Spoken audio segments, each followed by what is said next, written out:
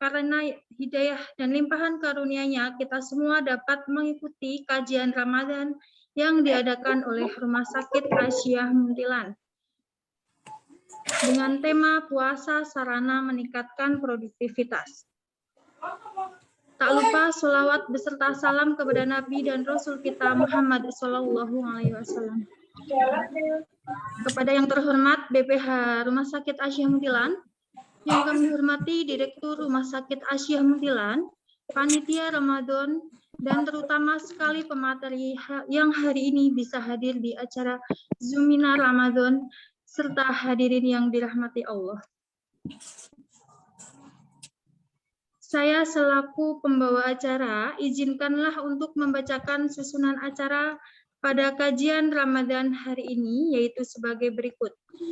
Acara yang pertama pembukaan, kedua acara kata sambutan, acara yang ketiga perkenalan profil singkat Rumah Sakit Aisyah Muntilan, acara yang keempat materi inti, acara yang kelima diskusi, dan yang keenam penutup. Demikianlah beberapa serangkaian acara kajian pada siang hari ini. Sebelum kita masuk ke acara berikutnya, marilah kita buka dengan membaca basmalah bersama-sama. Bismillahirrahmanirrahim. Acara berikutnya yaitu sambutan yang akan disampaikan oleh Direktur Rumah Sakit Aisyah Muntilan. Kepada beliau, Dr. Faizah Yasin, kami persilahkan.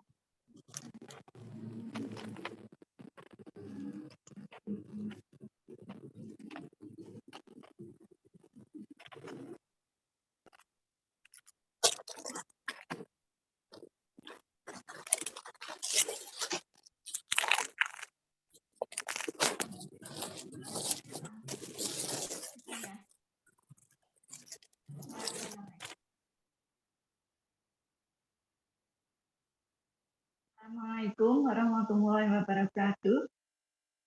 Waalaikumsalam warahmatullahi wabarakatuh. Alhamdulillah wa syukurillah wa la haula wa la quwata illa billah. Asyhadu an la ilaha illallah wahdahu la syarikalah wa asyhadu anna Muhammadan abduhu wa rasuluh.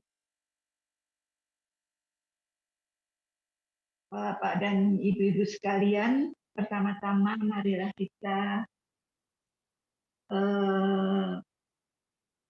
memanjatkan puji syukur kehadirat Allah SWT. Pada hari ini kita bisa bertemu melalui Zoominar untuk acara Ramadan pada tahun 2022. Pertama-tama juga kami mengucapkan selamat datang kepada Bapak dan Ibu sekalian, baik karyawan Rumah Sakit Aisyah Muntilan ataupun Bapak dan Ibu-ibu yang menyempatkan diri untuk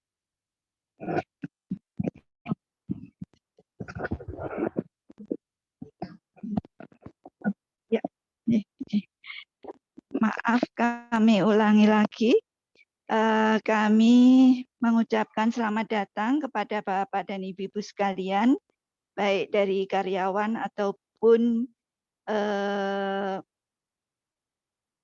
Bapak dan Ibu di luar Rumah Sakit Aisyah Muntilan yang telah menyempatkan diri untuk mengikuti webinar ataupun Zoominar yang diselenggarakan oleh Panitia Ramadan Rumah Sakit Aisyah Muntilan.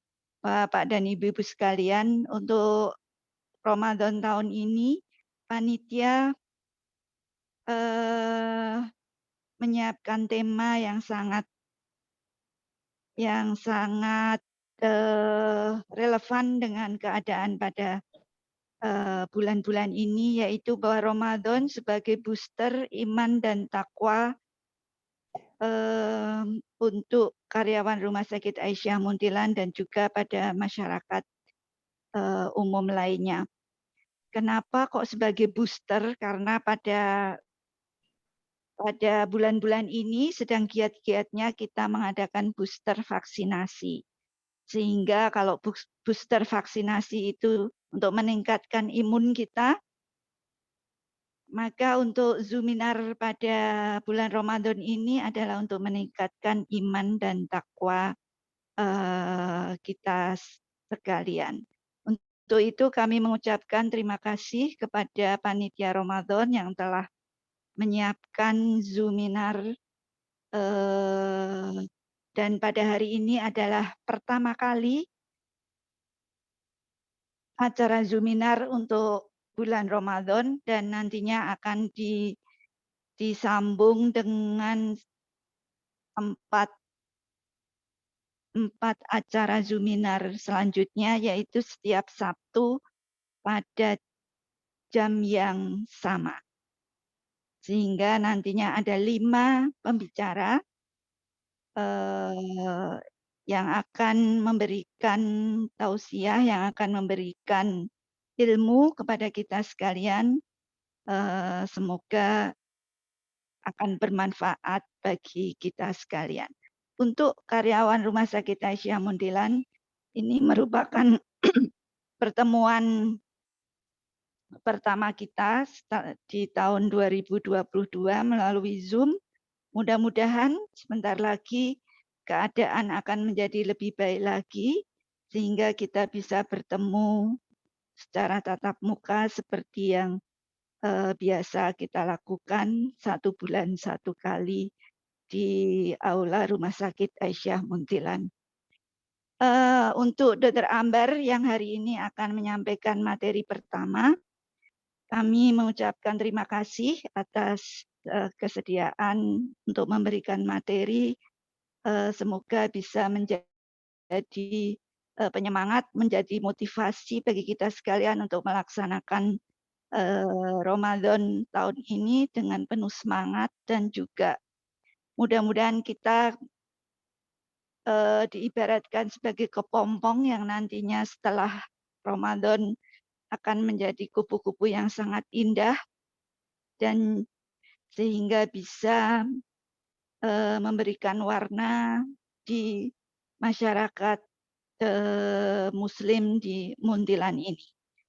Insya Allah apa yang kita harapkan, kita doakan, semoga diijabah oleh Allah Subhanahu wa taala. Amin ya rabbal alamin. Wabillahi taufiq wa hidayah. Wassalamualaikum warahmatullahi wabarakatuh. Waalaikumsalam warahmatullahi Wabarakatuh. Terima kasih kepada Dr. Faiza selaku Direktur Rumah Sakit Aisyah Muntilan yang telah memberikan sambutannya. Acara selanjutnya yaitu perkenalan profil Rumah Sakit Aisyah Muntilan yang akan disampaikan oleh Bapak Imam Hardani. Kami persilahkan.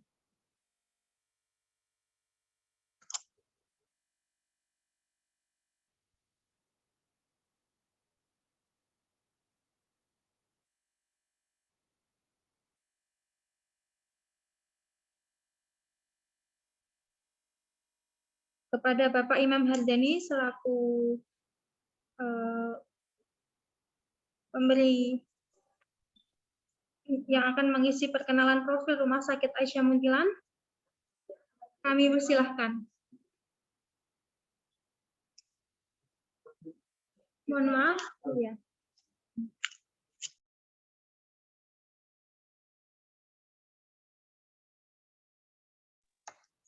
Ya, kita lanjut di acara inti, yaitu masuki acara inti kajian Ramadan oleh Dr. Dwi Ambarwati dengan tema puasa sarana meningkatkan produktivitas. Kepada Dr. Dwi Ambarwati, saya persilahkan. Bismillahirrahmanirrahim. Assalamualaikum warahmatullahi wabarakatuh. Waalaikumsalam warahmatullahi wabarakatuh. Innal hamdalillah nahmadu wa nasta'inu wa nastaghfiru wa na'udzu billahi min syururi anfusina wa min sayyiati a'malina may yahdihillahu fala mudhillalah wa may yudlilhu fala hadiyalah. Asyhadu an la ilaha illallah wa asyhadu anna Muhammadan abduhu wa rasuluhu amma. Kepada yang kami hormati Ibu Dr. Faizah Yasin sebagai Direktur Rumah Sakit Aisyah Muntilan,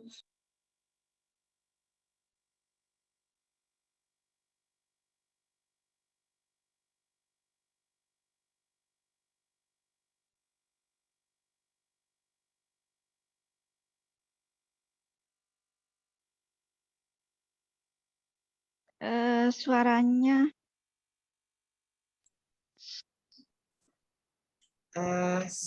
Mohon maaf, saya ulangi ya. Assalamualaikum warahmatullahi wabarakatuh. Waalaikumsalam warahmatullahi wabarakatuh. Alhamdulillah, nahmadu wa nasta'inu wa nastaghfiruh wa na'udzu billahi min syururi anfusina wa min sayyiati a'malina. May yahdihillahu fala mudhillalah wa may yudlilhu fala hadiyalah. Asyhadu an la ilaha illallah wa asyhadu anna Muhammadan abduhu wa rasuluhu amma ba'd. Kepada yang kami hormati Ibu Dr. Faizah sebagai Direktur Rumah Sakit Aisyah Muntilan, Ibu-ibu BPH, dan juga teman-teman panitia Ramadan Rumah Sakit Aisyah Muntilan, serta seluruh peserta Zuminar kajian Ramadan Rumah Sakit Aisyah Muntilan, baik dari internal karyawan-karyawati Rumah Sakit Aisyah Muntilan maupun peserta yang dari luar Rumah Sakit Aisyah Muntilan. Alhamdulillah, sebelumnya mari kita panjatkan puji dan syukur pada Allah Subhanahu wa taala. Pada tahun ini kita bisa dipertemukan kembali dengan bulan Ramadan tahun ini. Semoga Allah memberikan kesehatan kepada kita semua dan kekuatan sehingga kita bisa menjalani Ramadan tahun ini dengan sebaik-baiknya dan mendapatkan barokah dari Allah Subhanahu wa taala. Amin. Semoga kita bisa mendapatkan berkahnya Ramadan. Nah, mumpung kita baru awal di bulan Ramadan ini, saya mendapatkan amanah dari panitia Ramadan untuk menyampaikan kepada hadirin semua, sebenarnya tidak hanya diperuntukkan untuk hadirin, sebenarnya juga terkhusus untuk diri pribadi saya sendiri, yaitu bagaimana kita bisa mengoptimalkan Ramadan kita pada tahun ini. Harapannya kita anggap sebagai Ramadan terakhir kita. Karena ketika kita bertemu yang akhir itu, inginnya kita mendapatkan yang sebaik-baiknya.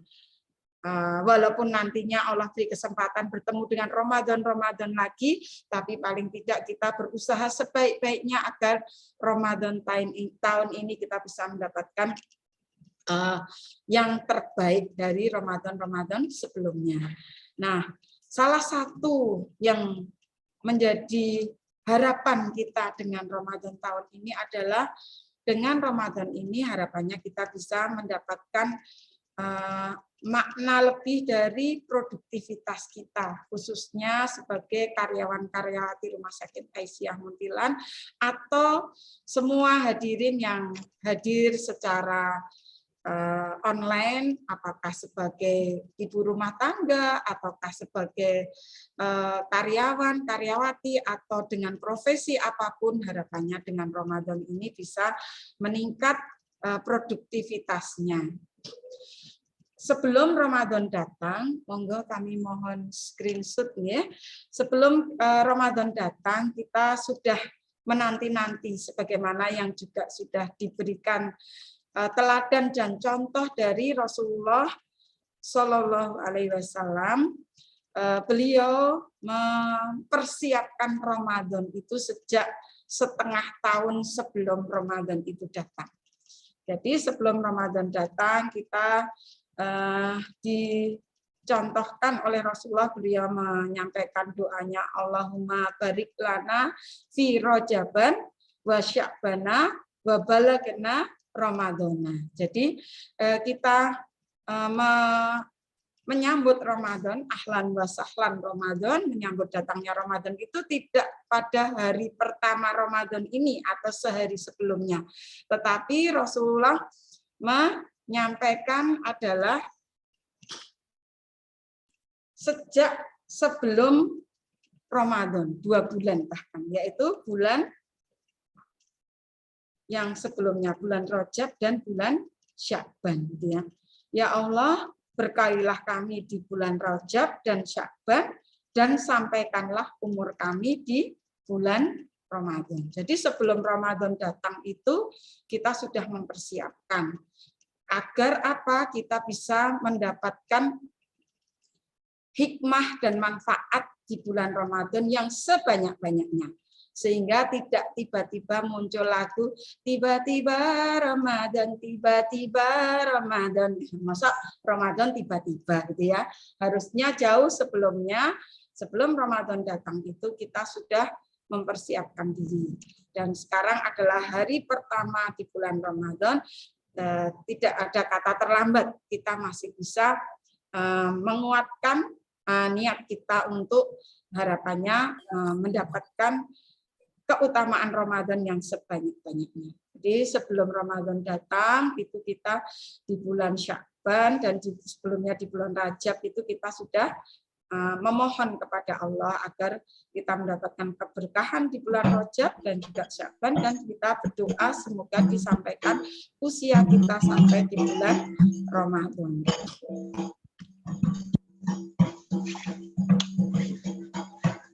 Kemudian dari doa kita sebelum Ramadan itu sebenarnya terkandung maknanya.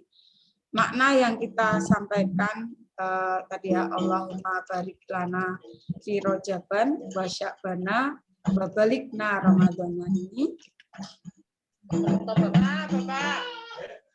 Kita di situ terkandung makna bahwa kita harus membuat atau menjalani bulan sebelum Ramadan itu harapannya sebagai sarana untuk persiapan. Jadi ketika bulan Rajab itu ibaratnya adalah bulan menanam kalau kita bercocok tanam ya. Kemudian bulan Sya'ban itu ibaratnya kita merawat tanaman kita itu atau menyirami. Dan sampai kemudian kita masuk di bulan Ramadan, yaitu bulan untuk panen. Panen dalam hal ini adalah panen pahala, panen semua kesempatan untuk meraih keberkahan di bulan Ramadan.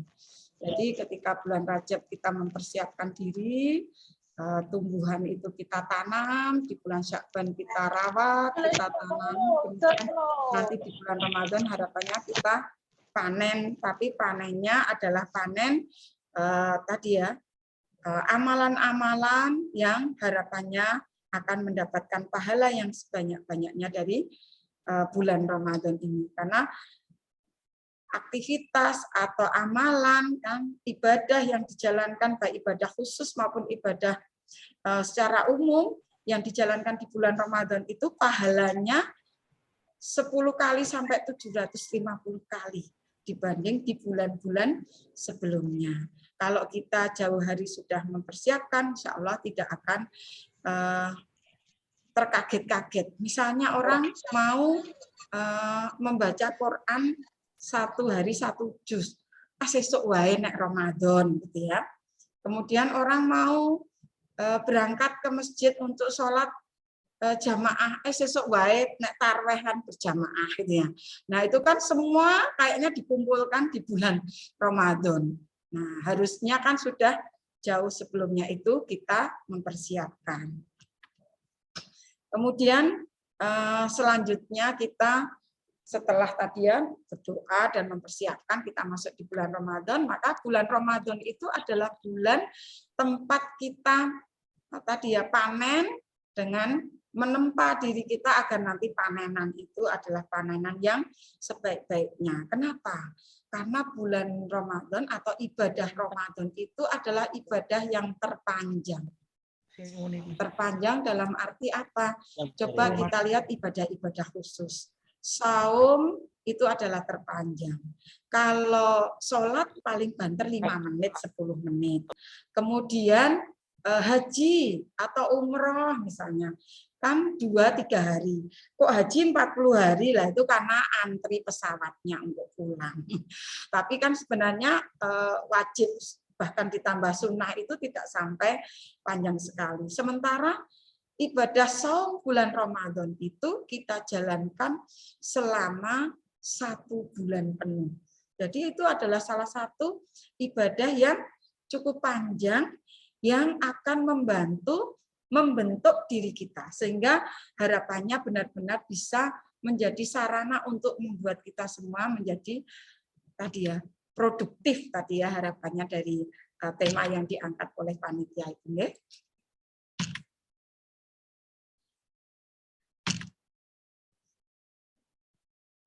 Jadi tantangan dan kiat kita agar semangat Ramadan itu ada sepanjang tahun istilahnya ya, supaya kita menjalani Ramadan ini dengan sebaik-baiknya.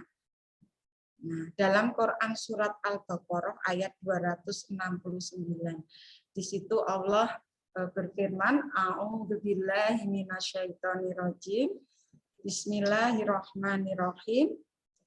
Yu'til hikmata mayyasha'u wa mayyu'tal hikmata faqad utiya khairan katsiran. Allah memberikan hikmah kepada siapa saja yang dikehendakinya. Dan barang siapa yang memperoleh hikmah, maka sungguh dia memperoleh kebaikan yang banyak. Jadi Ramadan ini adalah salah satu bagian kita untuk mendapatkan hikmah dalam hidup kita ini. Khususnya di tahun 2022 ini, dalam 1 tahun kehidupan kita ada 1 bulan yang mulia, di situ adalah tempat kita bisa mengharapkan salah satunya hikmah yang sebaik-baiknya. Sehingga harapannya kita bisa memperoleh hikmah itu dan memperoleh kebaikan yang banyak. Dalam mensikapi Ramadan ini kita harus senantiasa memegang prinsip syahadah kita. Prinsip syahadah kita itu adalah asyhadu alla ilaha illallah, salah satunya. Jadi tidak ada ilah selain hanya Allah Subhanahu wa taala. Jadi Ramadan kita adalah salah satu bulan yang diciptakan oleh Allah Subhanahu wa taala, yang dimuliakan di antara bulan-bulan yang lain. Dan kita berdoa kepada Allah, ya Allah, Engkau adalah Tuhan kami setiap saat. Syahadah kita kan la ilaha illallah, tidak ada ilah, tidak ada Tuhan kecuali hanya Allah Subhanahu wa taala setiap saat. Lantas apa hubungannya dengan Ramadan?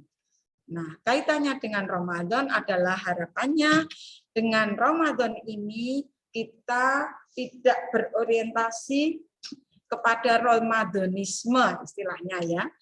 Jadi berorientasi kita kepada ketuhanan, kepada Allah semata, kepada ilah. Karena Ramadan ini adalah salah satu ibadah yang urusannya langsung dengan Allah Subhanahu wa taala. Pahalanya pun juga Allah yang menentukan, bukan manusia. Tidak dilewatkan dengan malaikat, tetapi Allah yang menentukan. Ya, sejelek-jelek kaum yang hanya mengenal Allah di bulan Ramadan, itu maksudnya berorientasi ketuhanan dan jangan menjadi Ramadanisme. Jadi kita merasa dekat dengan Allah hanya di bulan Ramadan. Kita beribadah sebanyak-banyaknya hanya di bulan Ramadan. Bulan-bulan yang lainnya nanti lupa.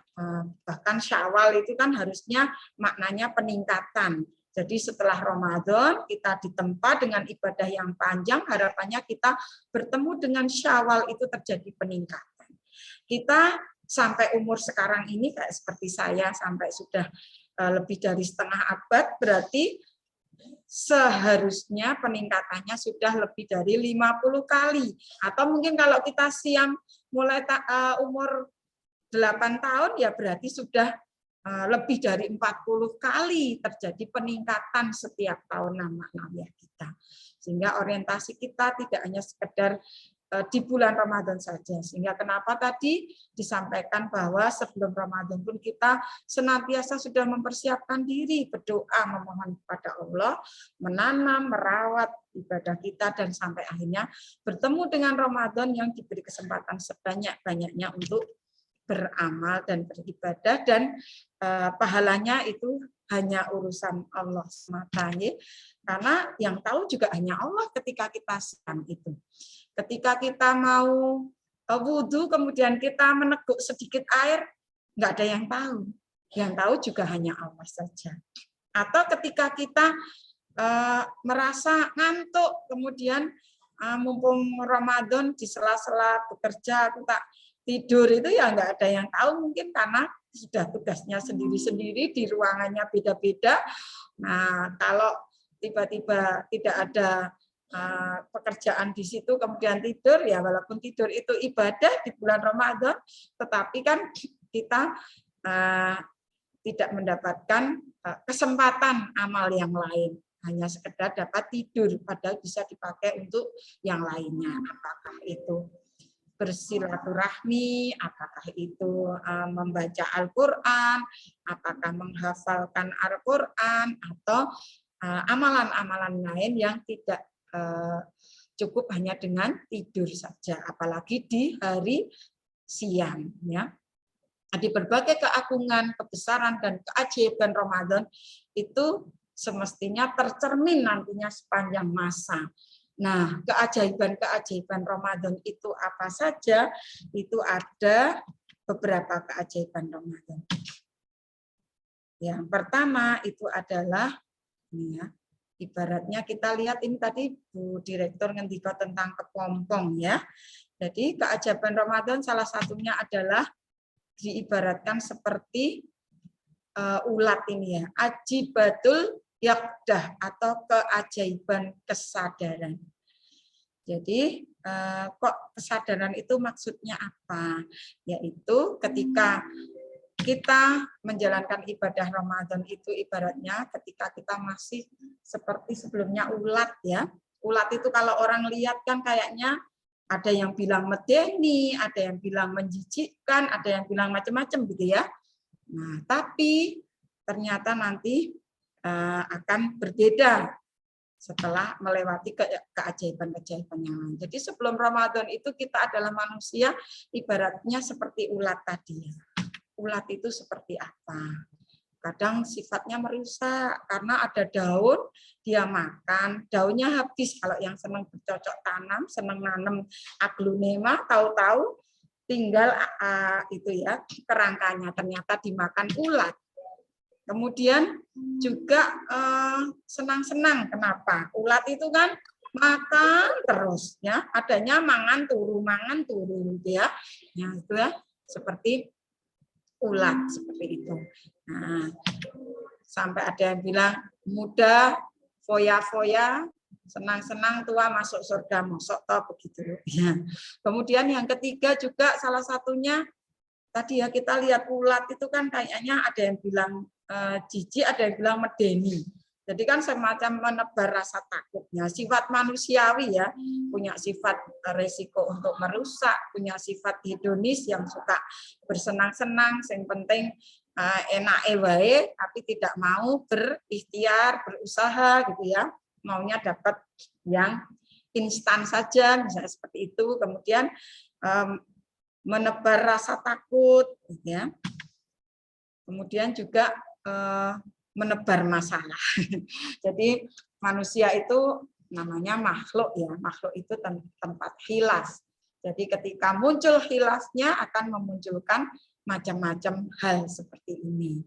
Nah, itu dengan Ramadan ini harapannya ibaratnya seperti ulat tadi, setelah makan banyak kemudian dia berpuasa. Kan? Jadi yang selanjutnya adalah dengan keajaiban tadi terjadi kesadaran untuk merenggangkan diri dengan kesenangan duniawi. Kesenangan duniawi kan salah satunya adalah makan ya. Sekarang apa-apa ada ya, apalagi di Muntilan ini kuliner, mulai dari yang mahal sampai yang murah semua ada.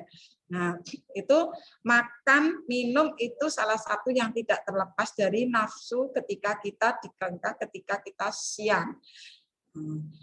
Itu baru dari sisi makan, asupan makan, minum.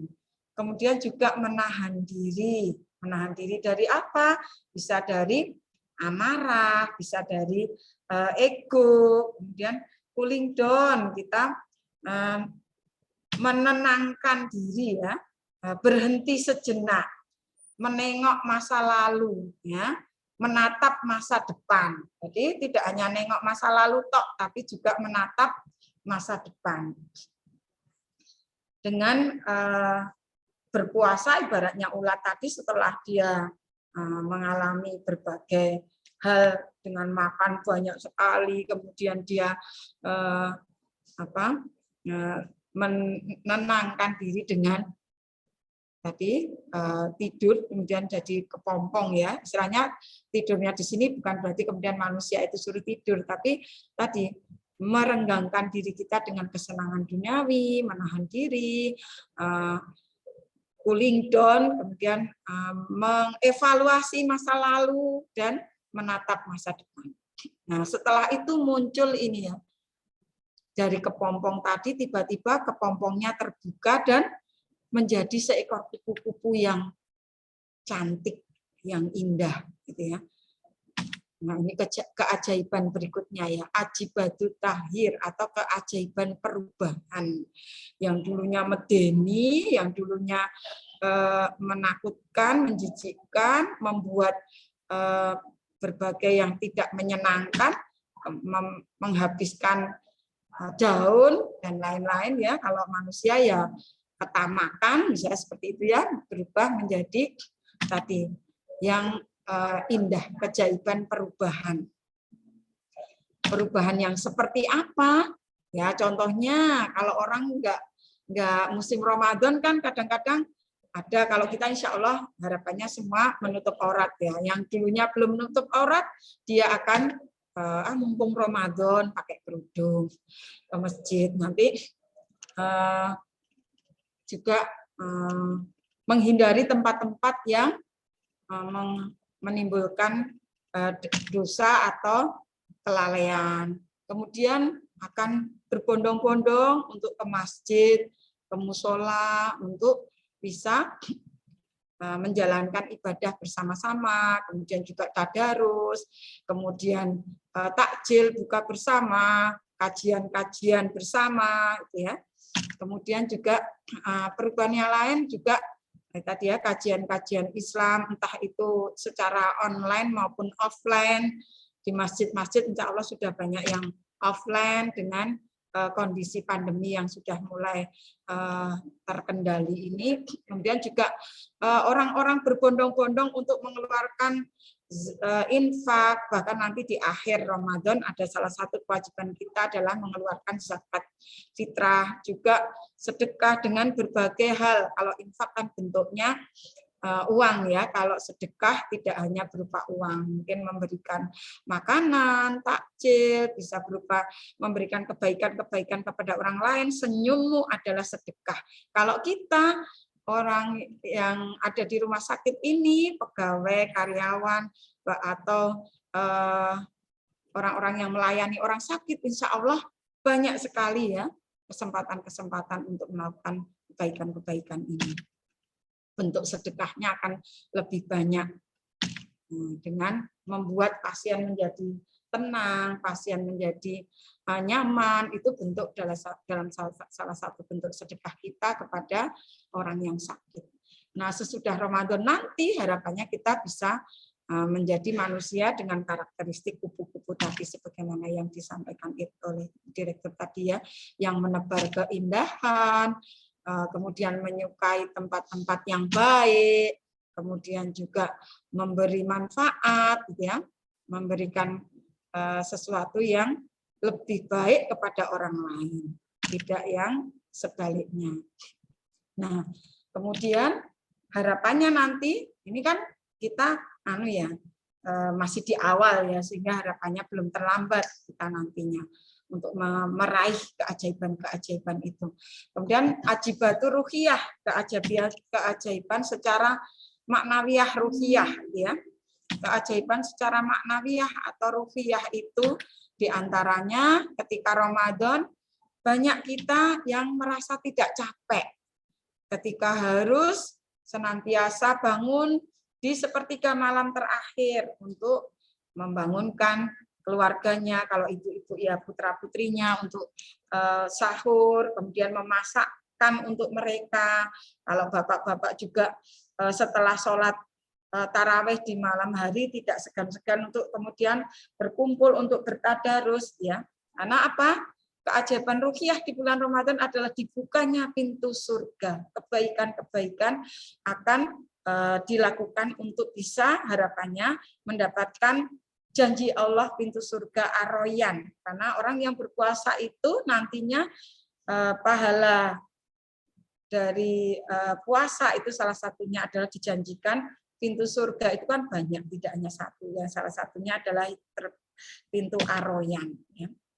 Kemudian pintu-pintu neraka atau peluang-peluang keburukan itu diselamurkan. Jadi kalau sudah diselamurkan, kok kita tetap mendekati keburukan, yaitu jangan sampai seperti itu ya, karena kita berlindung kepada Allah supaya tidak mendekati keburukan atau pintu-pintu menuju neraka. Kemudian disampaikan juga setan dibelenggu ya, dalam artian di sini tadi ya bisikan-bisikan untuk keburukan itu tetap ada, tetapi peluang kita itu lebih besar untuk meninggalkan itu karena mayoritas adalah sedang kondisi beribadah saum Ramadan dan itu dilakukan selama waktu yang cukup panjang, yaitu 1 bulan. Nah, dari penelitian ketika sebuah kebiasaan perilaku itu dilakukan terus-menerus bahkan sampai 40 hari, maka harapannya itu lebih mudah untuk nyentel atau lebih mudah untuk bertahan. Dan juga dijanjikan Allah pahalanya dilipat gandakan.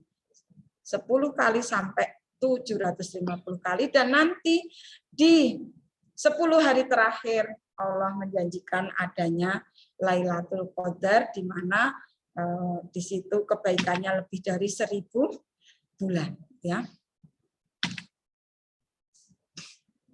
Jadi Ramadan itu harapannya nantinya kita mendapatkan harum baunya yang memutihkan kehidupan kita yang dulunya mungkin agak abu-abu atau bahkan ada yang sampai agak hitam gitu ya.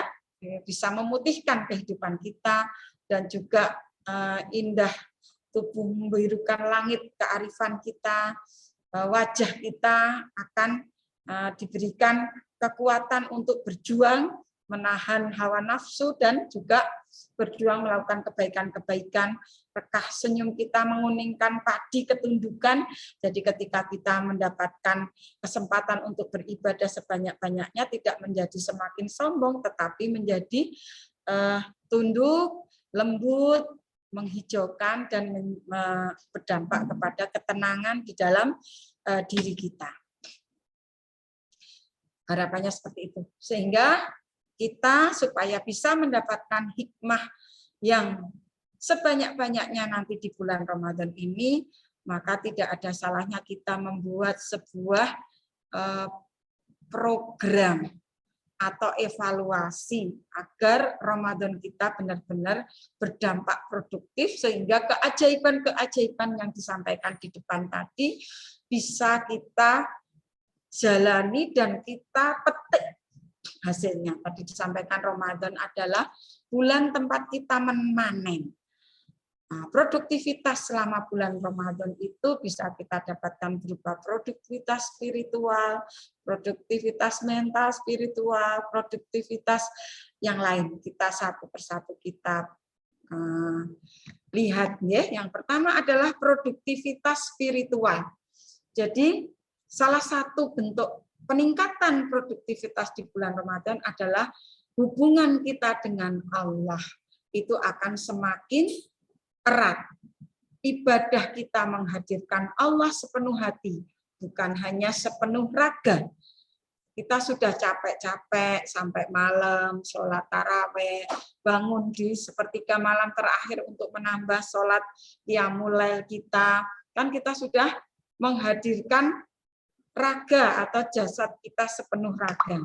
Maka hati kita juga harus kita datangkan sepenuh hati, supaya tidak hanya mendapatkan capek. Seperti juga saum, kita menahan lapar, haus, supaya tidak hanya mendapatkan lapar dan haus saja, tetapi ketika kita menghadirkan hati kita dalam beribadah kepada Allah, maka kita mendapatkan hikmah dari lapar dan haus kita. Kita merasakan bagaimana penderitaan orang yang tidak mampu, orang yang tidak bisa makan setiap hari, sehingga kita akan lebih menjaga agar kita tidak bersifat boros atau bersifat berlebih-lebihan ketika kita makan, minum, atau yang lain.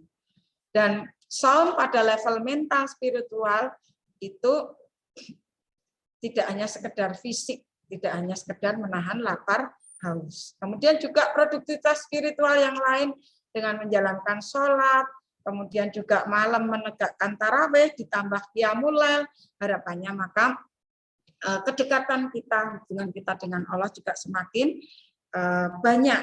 Karena di situ kita menundukkan diri kita dengan sujud. Orang sujud itu kan kepalanya posisinya lebih rendah daripada posisi tempat kita buang air besar dan buang air kecil.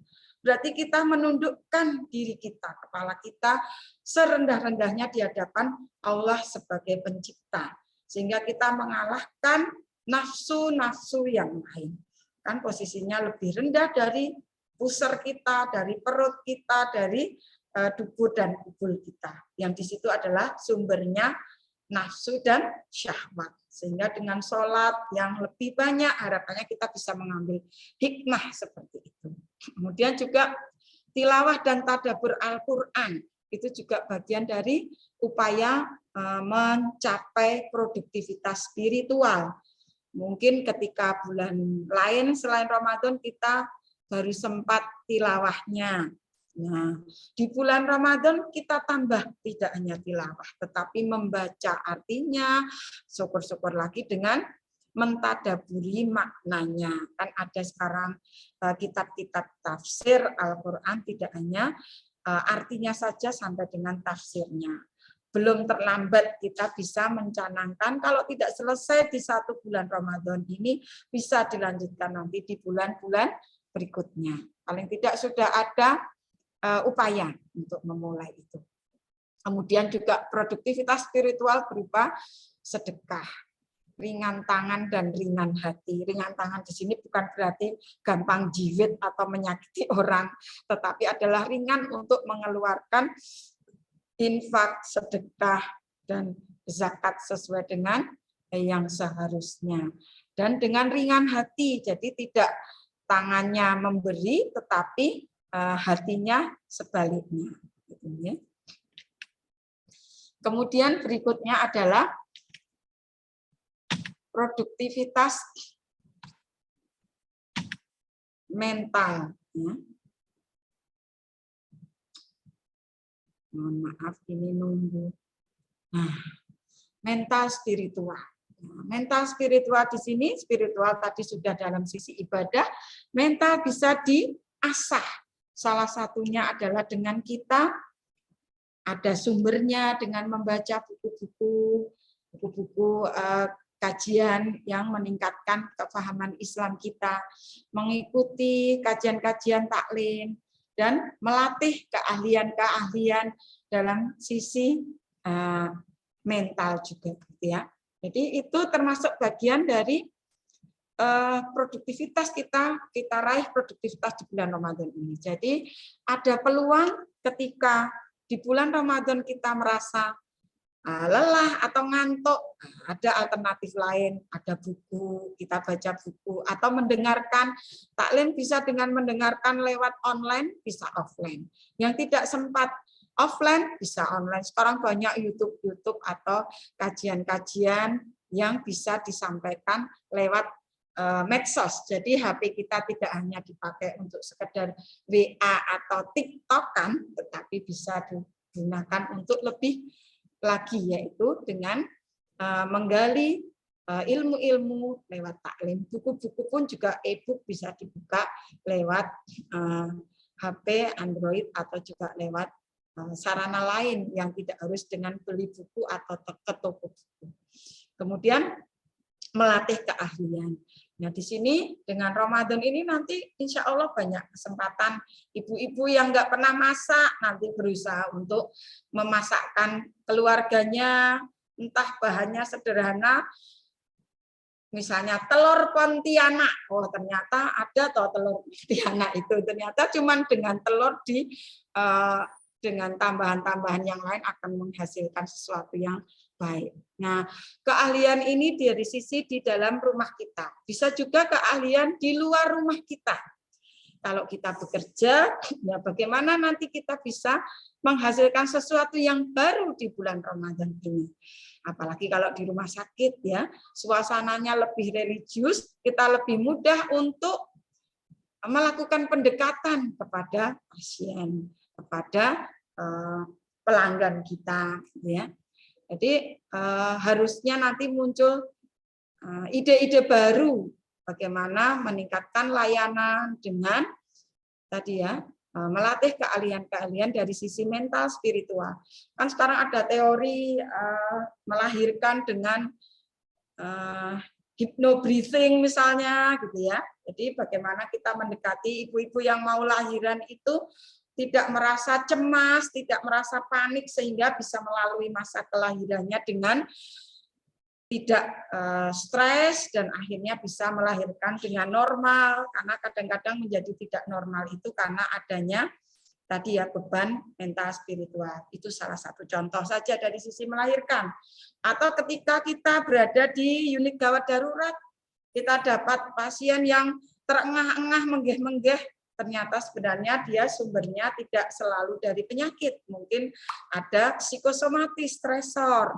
Nah, kita tenangkan, kita berikan edukasi. Ini salah satu keahlian yang bisa muncul nanti ya. Insya Allah di bulan Ramadan itu kedekatan menuju ke sana itu lebih dimudahkan dibanding bulan-bulan yang lain. Walaupun nanti harapannya bulan yang lain mendapatkan tadi ya panenan dari bulan Ramadan kita. Kemudian produktivitas emosional. Jadi sikap-sikap yang kita lakukan, sikap yang muncul dari lisan kita, dari bahasa tubuh kita, kan tidak hanya sekedar ucapan ya, tapi namanya emosional itu nanti munculnya ke akhlak ya, sesuatu yang muncul secara spontan. Tidak dipikir-pikir, oh itu ada bu kepala ruangku, aku tak senyum. Oh itu ada supervisorku, aku tak rajin, misalnya seperti itu ya. Jadi sesuatu yang muncul secara spontan, tidak dipikir-pikir. Ya. Kemudian juga hubungan personal, interpersonal itu juga bagian dari produktivitas emosional.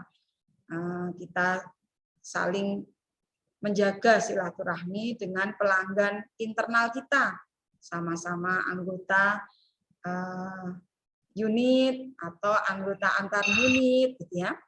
Dan juga relasi dalam berusaha kita. Kalau di dalam rumah sakit kita bertemu dengan pelanggan eksternal, apakah itu pasien atau yang lainnya. Kalau di farmasi juga ada relasi yang lain, di laboratorium juga ada relasi yang lain, di layanan yang lain pun seperti itu. Dengan asuransi dan lain-lain. Jadi itu juga relasi dalam berusaha itu juga harus senantiasa terbalut dalam sisi emosional kita sehingga harapannya akan menghasilkan hubungan antar relasi itu yang lebih baik. Kemudian juga pengendalian diri.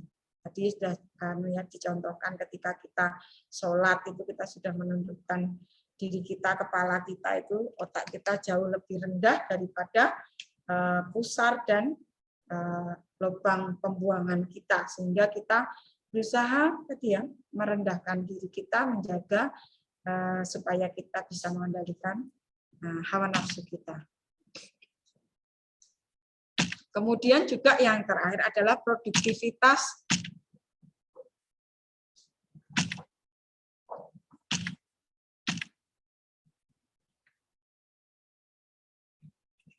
mohon maaf ya, ini ada gangguan teknis sebentar. Nah, terakhir ini produktivitas fisik. Ya.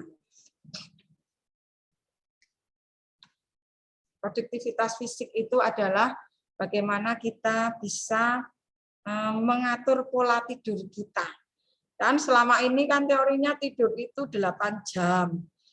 Nanti istirahat 8 jam itu sebenarnya terlalu banyak kalau dari sisi Islam ya. Kita tidur 5 jam itu kalau tidurnya tidur barokah itu sudah enak, seger gitu ya. Nek kebanyakan tidur malah lemes gitu ya. Jadi harapannya secara produktivitas fisik kita, pola tidur kita nantinya bisa teratur kembali setelah kemarin sebelum Ramadan mungkin ada yang lebih banyak tidurnya. Wah, berjaga malam, nyaur utang tidur terus sampai setengah dino tidur terus, bisa seperti itu ya. Kemudian asupan makan juga seperti itu dari produktivitas fisik kita ya. Di kita siam itu sebenarnya kan hanya dikurangi 1 ya, kan ada sahur, ada buka. Belum nanti setelah buka sampai dengan menjelang malam itu sudah pepak sekali gitu ya. Nah, jangan sampai kita kemudian menjadi merasa kurang gizi, kurang nutrisi, sepertinya enggak ya. Malah harus dikendalikan, jangan sampai berlebihan. Ya ini minyak mahal, gula mahal itu sebenarnya bagus juga untuk pengendalian kita ya. Biar tidak berlebihan dalam lemak dan juga gula. Karena kita niatnya itu kan menahan diri dari lapar, haus, dan hawa nafsu, sehingga jangan sampai setelah puasa malah nanti gulanya naik, tensinya naik, dan lain-lain. Dan juga olahraga, ini salah tulis ya, olahraga. Jadi meskipun kita puasa, kita tetap harus menyempatkan untuk bergerak. Sholat juga bagian dari kita menggerakkan seluruh jasad kita, tetapi tidak cukup hanya itu, tetap kita jalan santai bisa, senam ringan bisa, atau gerak-gerak fisik yang lain yang di situ tidak membuat kita malah menjadi ngantuk ya. Kalaupun dicermati misalnya ada masalah pagi, bisa kita olahraga di sore hari, sehingga ketika selesai olahraga kok lapar, haus, kan sebentar kemudian sudah berbuka, seperti itu ya. Mungkin itu sedikit yang bisa kami sampaikan berkaitan untuk mengingatkan diri saya sendiri sebenarnya untuk bisa melewati siam ini dengan sebaik-baiknya agar keajaiban-keajaiban tadi benar-benar bisa kita lalui dengan baik dan kita dapatkan, dan kita bisa mengambil hikmah dari Ramadan tahun ini sebaik-baiknya. Nah, itu sementara karena waktu juga sudah cukup panjang, mohon maaf waktunya. Waktu saya kembalikan berikutnya kepada pembawa acara. Kalau ada kekurangannya karena kekhilafan saya pribadi, kalau benarnya hanya semata dari Allah Subhanahu wa taala. Wassalamualaikum warahmatullahi wabarakatuh. Waalaikumsalam warahmatullahi wabarakatuh. Demikian paparan kajian pada kesempatan kali ini. Selanjutnya kita buka sesi tanya jawab. Silahkan kalau mau ada yang bertanya, kami buka untuk sesi tanya jawab di acara diskusi.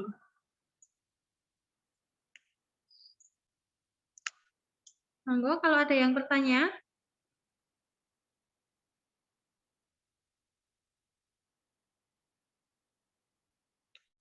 Ibu Salbiah itu mau bertanya.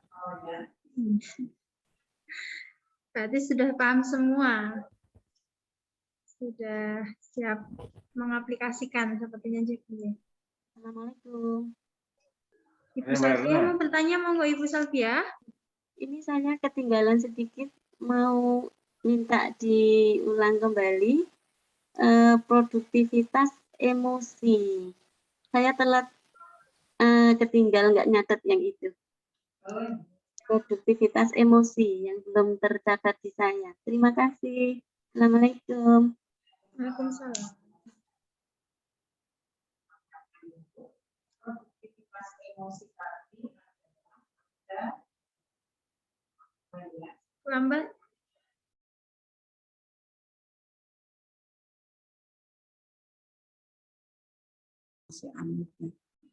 Produktivitas emosi tadi ada sikap yang dilakukan, kemudian silaturahmi, relasi dalam berusaha, dan bagaimana kita bisa mengendalikan diri kita, yaitu pengendalian hawa nafsu, marah, maupun syahwat kita. Begitu, Ibu. Terima kasih.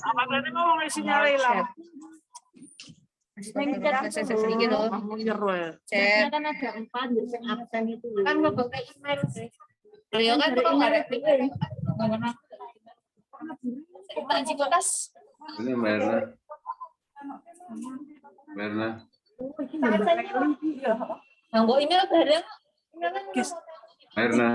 Jawab ya Ibu Salvia. Selanjutnya ada yang bertanya lagi? Pak Imam Hartoyo, monggo itu kok ngacung-ngacung, monggo silahkan. Terima kasih dokter. Waktu yang bagus buat pada bulan suci Ramadan untuk berolahraga itu sebenarnya di pagi atau di sore hari. Terima kasih dok. Pertanyaan bagus ini Pak Imam. Sebenarnya ini kembali ke kebiasaan kita. Jadi ada orang-orang yang memang sudah terbiasa setiap saat itu berolahraga, kondisi berpuasa pun mereka kuat pagi berolahraga, Pak. Tapi itu yang sudah terbiasa. Bagi kita yang masih pemula atau belum terbiasa sebelum Ramadan ini nggak pernah olahraga sama sekali, nanti khawatir mengganggu puasa kita, bisa dimulai dengan ya sore misalnya jam 3 itu ya. Itu seperti itu. Jadi tidak kalaupun nanti kemudian kita misalnya agak haus atau kalorinya banyak terbongkar, setelah jam 3 kita berolahraga paling setengah jam toh, atau banter-banteri 1 jam, nggak sampai lah 1 jam ya yang paling sering. Dan juga kita pilih olahraga yang sesuai juga. Jangan sampai baru pemula sudah naik sepeda sampai PP Magelang Muntilan, itu ya nanti berisiko gitu ya. Jadi bisa dimulai dari yang ringan, terutama bagi ibu-ibu itu tidak harus keluar rumah, di rumah bisa menggerakkan seluruh badan dari ujung kepala sampai ujung kaki. Ujung kepala mulai dari dingklo, danga itu ya, di bahasa Jawa ya. Jadi lihat ke bawah, lihat ke atas, diulang 8 kali. Tengok kanan penuh, tengok kanan kiri penuh, kemudian berputar kepala ke kiri, ke kanan, kemudian itu baru leher.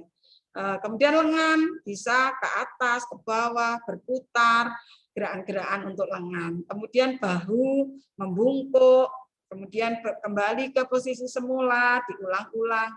Kemudian berjongkok, berdiri, kemudian bisa juga dengan posisi tidur lurus, kita bisa duduk, tidur seperti gerakan sit up, atau kaki diangkat, dilipat, diluruskan, itu kan ringan sebenarnya. Tapi paling tidak itu rutin kita lakukan. 30 menit cukup ya dok? Iya, 30 menit cukup Pak. Kalau yang rutin itu nggak sampai 30 menit sebenarnya.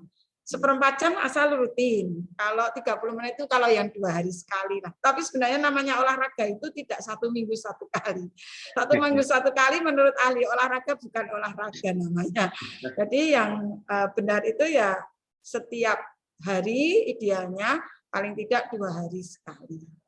Bentuknya tidak harus yang berat. Jalan santai juga tidak apa-apa. Mungkin tinggal di kampung, muteri kampung jalan gitu kan. Kalau sore kan ada apa sawah-sawah apa nggak terasa. Nanti ketemu ada pohon bagus tanam-tanam. Seperti itu Pak Imam. Jadi yang terbagus sore kalau yang masih pemula. Kalau sudah terbiasa tidak apa-apa. Mau pagi silahkan. Karena ada orang yang sudah terbiasa pagi pun puasa tidak masalah. Terima kasih Pak Imam atas partisipasinya. Terima kasih. Monggo, ada yang mau tanya lagi? Masih dibuka untuk sesi tanya jawabnya.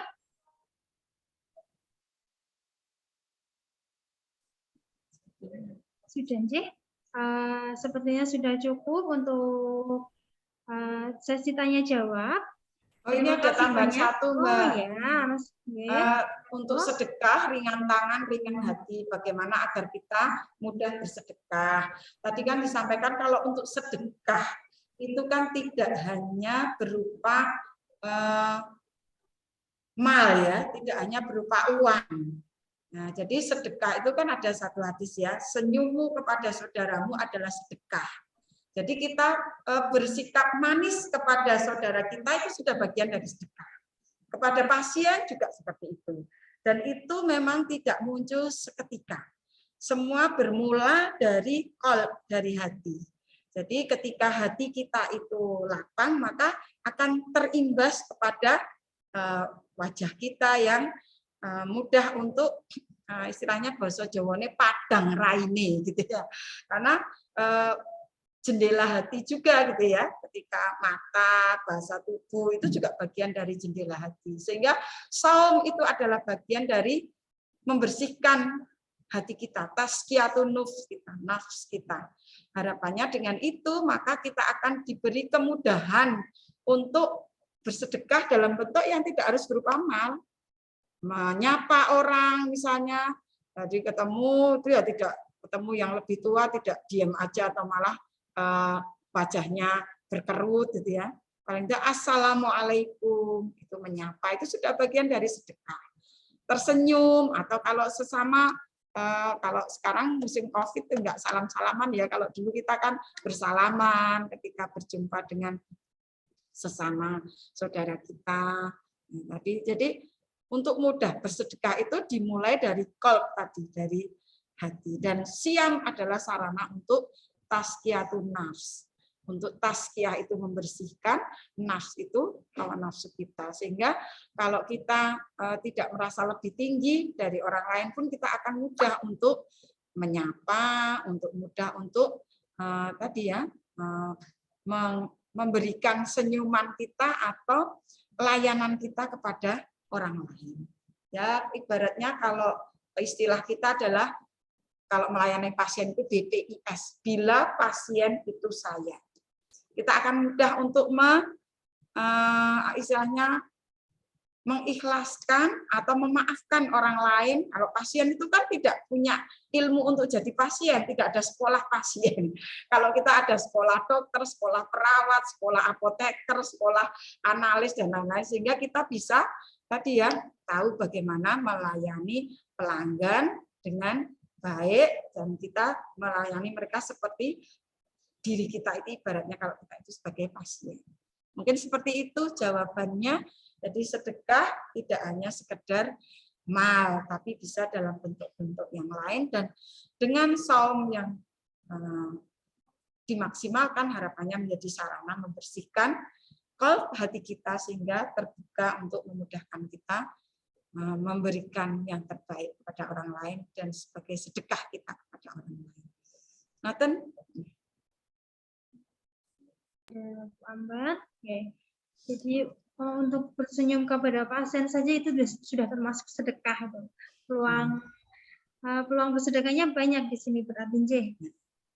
Terima kasih kepada Bu Ambar, kepada Dr. Ambar yang sudah memberikan kajian. Semoga dapat bermanfaat dan menjadi keberkahan kita semua. Semoga kita dapat mengaplikasikan apa yang sudah dipaparkan oleh beliau.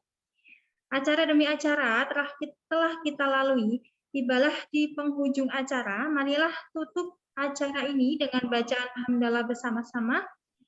Alhamdulillahirabbil alamin. Saya selaku pembawa acara pada kajian hari ini dan panitia yang bertugas, jika ada tutur kata maupun sikap yang kurang sopan dan tidak berkenan di hati rekan, saya mohon maaf yang sebesar-besarnya. Saya tutup billahi taufik wal hidayah. Wassalamualaikum warahmatullahi wabarakatuh. Waalaikumsalam warahmatullahi wabarakatuh.